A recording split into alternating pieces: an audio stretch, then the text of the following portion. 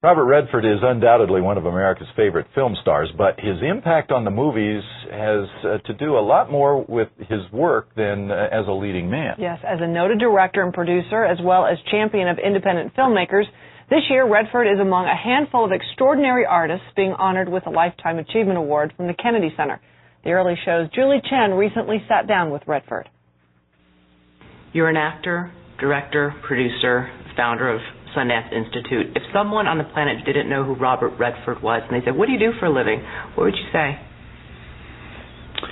I work. I work for a living. For Redford, it really started with Barefoot in the Park. From Broadway to the silver screen. You're very nearly perfect. It's a rotten thing to say. And straight to the galaxy of superstardom. Hey, you jump first. No, I said. What's the matter with you? I can't swim! After the success of Butch Cassidy and the Sundance Kid, which really exploded and really brought you as an actor to a whole another level, you made a list of danger points of what fame and celebrity might bring you. One is that when success comes, depending on the kind of success it is, in my business it's huge, highly exposed success, that the first thing the danger would be you would be treated like an object. The second danger point, if you didn't watch it, was that you would begin to behave like an object. And then the third and final one was that you would become an object. And that is something Redford refused to allow by producing, Did he confirm it? Absolutely. Tell Bradley. Good night. directing, and advocating. Redford's independence has made him impossible to objectify. That is probably what has felt the best, that I was able to be in a very tough business where it's hard to maintain your own independence and sort of do it the way I wanted to for as long as I have. That's probably the best of it for me. Where does The Way We Were rank in your mind? Because most women do believe it is the greatest chick flick ever put out there. Chick flick? Gee, I thought it was a pretty good guy flick. Did you? Yeah. And no one knows when you're making a film what's going to happen with it. We didn't know about Butch Cassidy, didn't know about The Sting.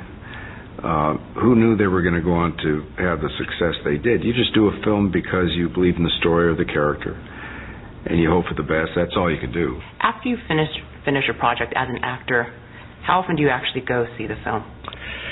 You hit a sore spot, but I have not seen all the films I've done. Not even The Sting. I never, until just a year ago, just sat down and watched the whole film. I loved it. What were the circumstances?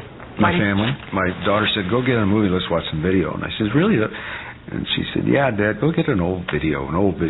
So I went down there and we were going through the stuff, the brochure. I said, "Well, it was Sting. It's on old videos. Gee, I've hit that stage, you know." And so I said to my grandson, "Well, you've seen that one?" He says, "No." And I said, "What? You haven't seen that film?" He said, "No. Have you?" And I said, "No." So I was so ashamed. Yeah, that we took it home and looked at, and I thought it was great. I really enjoyed it. But other films, I guess it has to do, the best explanation I can give you is that, because I don't like looking back, never have. It's always been about what I want to do next. You complete the work and you move on. He's got it! And future plans lead to the inevitable question, do you think you'll pair up with Paul Newman again on the big screen for anything? It's possible. Do I think?